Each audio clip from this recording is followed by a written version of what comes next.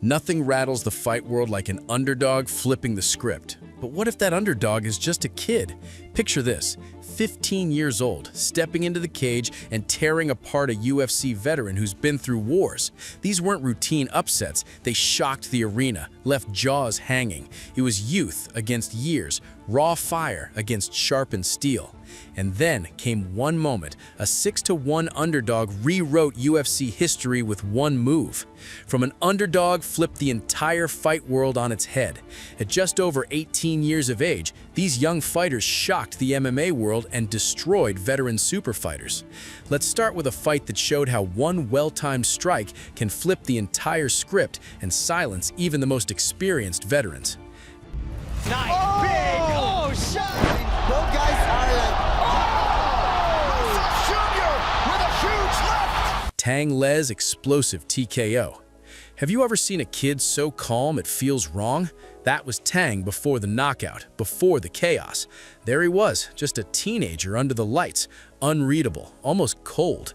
He wasn't supposed to look that steady, not standing across from a veteran who had bled for years inside cages.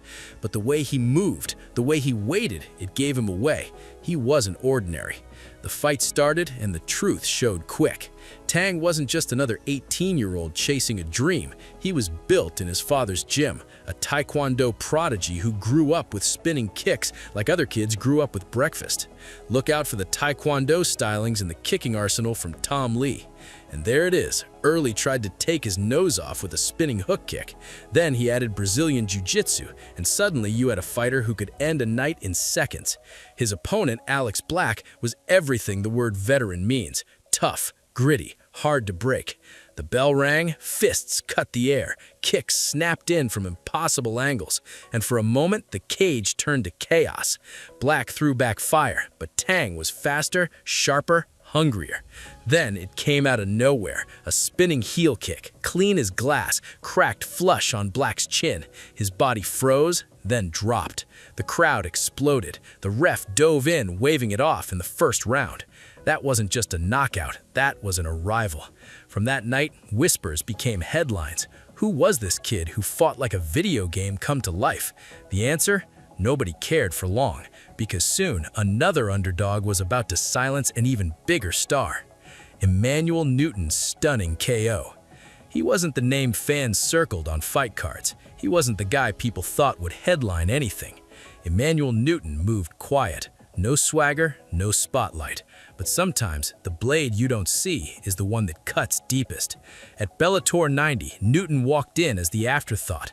Across from him stood Muhammad King Mo, a wrecking machine who crushed fights before they could even breathe. The odds? Laughable. Nobody gave Newton a chance. Nobody except Newton himself. He saw something the crowd missed. Every time Mo unleashed a bomb, his hands dipped just for a second. Newton circled, patient, waiting. Mo came forward, confident, certain he'd steamroll. Then it landed, an overhand right, thrown with timing so sharp it felt like destiny. The shot detonated on Mo's jaw. The powerhouse crumbled, hitting the mat before the arena even caught up. Silence. Then chaos. Newton had turned from background filler to giant killer in one swing. And when he faced Mo again months later, this time grinding out a decision, the story changed. The word fluke died right there. Newton's name was carved into MMA history with patience, precision, and a single thunderous fist. But if Newton's punch stunned fans, the next debut strike would make jaws drop to the floor.